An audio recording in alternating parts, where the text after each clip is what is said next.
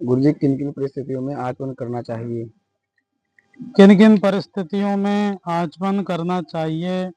बैठ जाओ। पहली वीडियो में बताया था कि आचमन करने का विधान क्या है।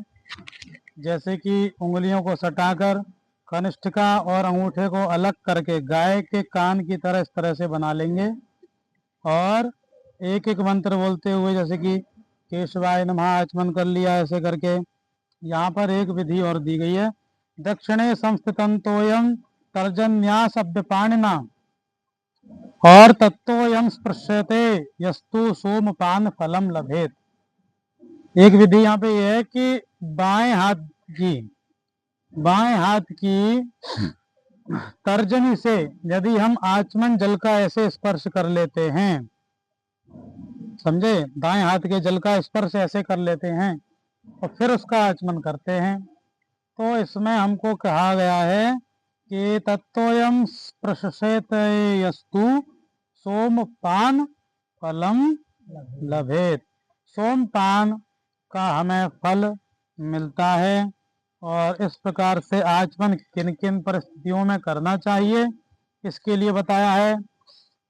अग्निरंगुष्ठस्तस्मात् तेनैव सर्वाणि संस्पृशेत्। याद है श्लोक आपको? सुनाओ, बोलिए। सुते निष्ठीवने सुप्ते पंचस्वे सुपातने पंचस्वेतेषु चाचामे श्रोत्रं वा दक्षिणं स्पृशेत्। हाँ, तो ये है कि कब कब करना चाहिए? छींक आने पर और थूकने पर, सोते समय, जब फिर सोकर जब उठते हैं तब, उसके बाद, और वस्त्र धारण करने पर, यहाँ तक कि आंसू आने पर, यानी कि रोने के बाद भी, अश्रुपात करने के बाद भी आचमन करने का विधान बताया गया है।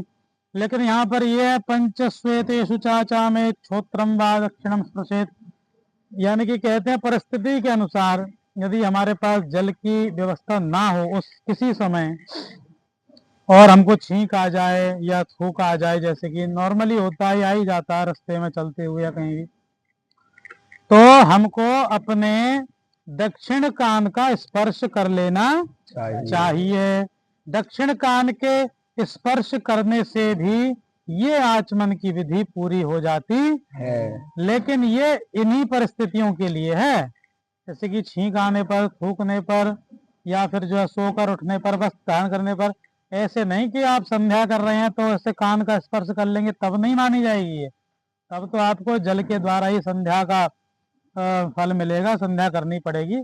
आपत्ति काल के लिए हमने बताया, आपत्ति काल में या फिर अशौच में मानसिक संध्या का हम आगे आपको बता चुके हैं पहले, और वीडियो के माध्यम से आगे भी हम आपको बताएंगे।